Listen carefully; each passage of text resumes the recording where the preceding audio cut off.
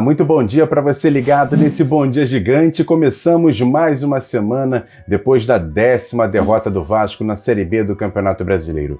Vamos falar muitas notícias do Vasco durante essa semana de preparação para a próxima partida e, claro, bater um papo com o técnico Fernando Diniz. Mas antes, eu peço para você se inscrever aqui no canal, sempre curtir e compartilhar os nossos vídeos, ajuda bastante. Vocês estão vendo que eu não estou fazendo o vídeo no meu cenário habitual, mas com certeza as notícias são do jeito que você gosta. E como eu disse, o Vasco no sábado perdeu para o Sampaio Corrêa no Castelão por 1-0. O detalhe mais curioso é que o Vasco jogou todo o segundo tempo com um jogador a mais e teve um pênalti no final do jogo para empatar a partida e o Nenê acabou desperdiçando. E com esse resultado, o Vasco caiu para a 8ª colocação e também as outras partidas, e o Vasco agora é o 8º com 43 pontos, 5 pontos a menos do que o primeiro time dentro do G4. E o time agora faz a sua preparação essa semana para o jogo de sábado, 4h30 da tarde, em São Januário, contra o líder Coritiba. Jogo esse fundamental para o Vasco buscar 3 pontos e ficar um pouco mais próximo dos primeiros colocados do Campeonato Brasileiro. Partida é fundamental mesmo e por isso vamos ter a presença do torcedor. A expectativa é que 11 mil ingressos sejam colocados à venda e todas as informações em relação a valores, inclusive até os procedimentos em relação à presença do público no estádio, serão divulgados hoje pelo Vasco, e todas as informações, assim que sair oficialmente, você vai ficar sabendo aqui no canal e também através das nossas redes sociais. Siga a gente no @avascaínos, Twitter, Facebook e Instagram. A gente dá sempre muita informação por lá. E o time feminino do Vasco neste fim de semana conseguiu a 2ª vitória em 2 jogos pelo Campeonato Carioca. Jogando no Nivaldo Pereira, as meninas golearam o Serra Macaense por 8-0. E olha, os destaques foram muitos nessa partida, inclusive foi transmitida ao vivo pela Vasco TV, mais uma vitória das meninas do Vasco no Campeonato Carioca. Os gols desse jogo foram marcados por Stephanie, Dani Barão, Anne 2 vezes, a Deise fez contra para o Vasco, além de gols de Bia Cardoso, Carol e Julianinha. O Vasco, em 2 jogos, conseguiu a marca de 23 gols marcados e nenhum sofrido. E agora o time vai enfrentar o Boa Vista na quarta-feira, às 3h30 da tarde, novamente no Nivaldo Pereira. E um dos destaques do Vasco nessa partida foi a atacante artilheira Dani Barão, que falou sobre essa goleada para cima do Serra Macaense. Fico muito feliz, primeiramente, por estar defendendo as cores do Vasco, é sempre uma honra para mim, é um sonho de criança, de adolescente. A gente vem trabalhando firme para dar continuidade na competição. Quero agradecer meus companheiros, o Tony, que mesmo de longe, alô tio, eu fiz seu gol. Agora a gente vai continuar trabalhando durante a semana, quarta-feira já tem jogo. E é isso, queria mandar um beijo pra minha família que tá me assistindo, amo vocês. E agora aquele quadro Notícias Rápidas e Diretas aqui dentro do Bom Dia Gigante. E o time sub-20 do Vasco joga amanhã fora de casa contra o Santos pela última rodada da primeira fase do Campeonato Brasileiro da categoria. O Vasco precisa vencer o jogo para chegar à segunda fase e torcer por tropeços do Fluminense ou empate entre Cruzeiro e Internacional, que também se enfrentam nessa rodada. O time do Vasco está na 10ª colocação e busca uma classificação para a segunda fase de mata-mata dessa competição, que é o Campeonato Brasileiro Sub-20. E uma informação importante, até agora ainda não saiu a arbitragem para o jogo de sábado entre Vasco e Coritiba, jogo esse que será realizado em São Januário. A expectativa é que seja anunciada hoje, até porque amanhã é feriado e por isso a CBF deve divulgar a arbitragem dessa rodada nesta segunda-feira. E quando sair oficialmente, você vai ficar sabendo aqui no canal ou através das nossas redes sociais. E para fechar, também há a expectativa do Vasco em relação ao técnico Fernando Diniz para 3 jogadores que estão no departamento médico para poderem estar à disposição do treinador para o jogo de sábado contra o Coritiba. São eles Léo Jabá, John Sanches e principalmente Andrei. Os 3 jogadores vão fazer exames, vão fazer procedimentos essa semana para saber se estarão à disposição do treinador para o jogo de sábado, já que os 3 não viajaram para São Luís do Maranhão para enfrentar o Sampaio Corrêa.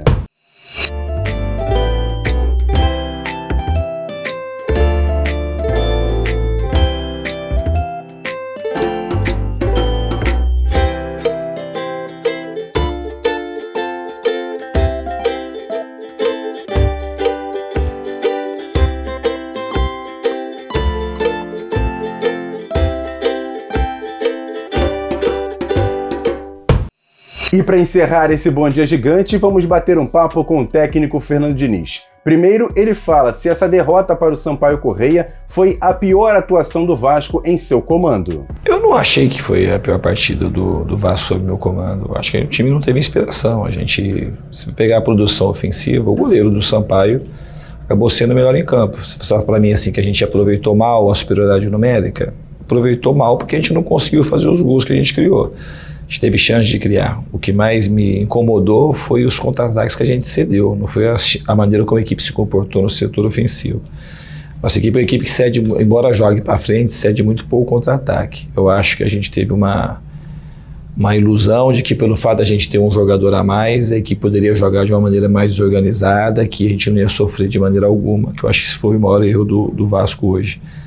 Jogar, se descuidar do contra-ataque, que foi uma coisa que a gente fez muito bem no primeiro tempo, quando a gente estava com igualdade numérica, e quando a gente teve a superioridade numérica, a gente jogou de uma maneira que não deveria e cedeu alguns contra-ataques, e um deles originou o gol, originou o escanteio, que acabou saindo o gol do Sampaio Corrêa e nos custaram os 3 pontos hoje. E aí, técnico Fernando Diniz, qual lição tirar dessa derrota para o Sampaio Corrêa? Eu, da minha parte, eu acho que o que fica do jogo, a gente tem que jogar sempre de maneira organizada, independente se estiver com um a mais, com 2 a mais, ou com um a menos, com 2 a menos. Eu acho que a equipe depois tentou fazer o gol, mas descuidou do contra-ataque. Então a gente com um jogador a mais, a gente não podia ceder contra-ataque como a gente cedeu